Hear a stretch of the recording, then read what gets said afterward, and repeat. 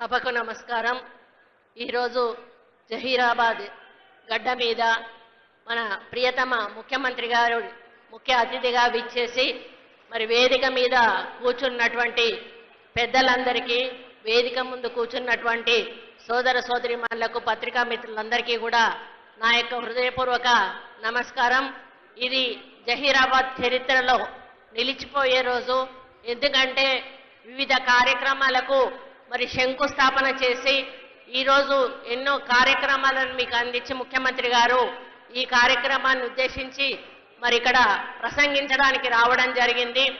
మరి వారు రోడ్లు అయితేనేమి, పంచాయతీరాజ్ అయితేనేమి, వాటర్ అయితేనేమి, రకరకాల డిపార్ట్మెంట్స్కు సంబంధించినటువంటి మరి శంకుస్థాపనలు చేయడమే కాకుండా మహిళలకు ఈరోజు పెట్రోల్ పంపును వారికి అంకితం చేస్తూ కూడా రిబ్బన్ కట్ చేయడం జరిగింది. ఒక మహిళగా నేను చాలా గర్వపడతా ఉన్నాను.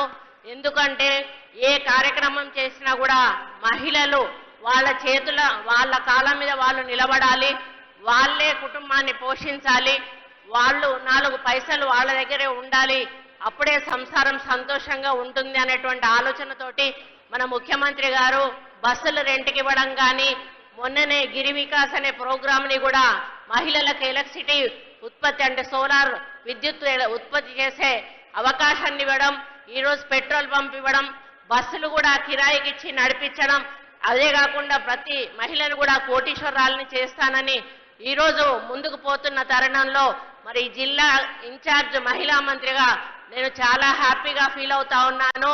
ముఖ్యంగా ఈ జిల్లాలో హేమీలు ఉన్నారు.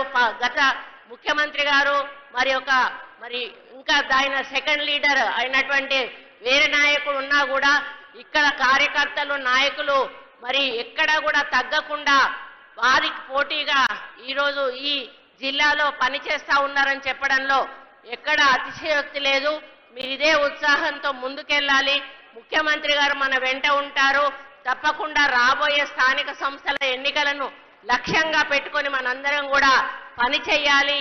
ఆ యొక్క గెలుపును కూడా మనం ముఖ్యమంత్రి గారికి అంకితం చేయాలని కోరుకుంటూ ఇక్కడ విచ్చేసిన మీ అందరికీ, వేదిక మీద ఉన్న పెద్దలందరికీ కూడా పేరు పేరున హృదయపూర్వక ధన్యవాదాలు తెలియజేసుకుంటూ సెలవు తీసుకుంటా ఉన్నాను. జై హింద్.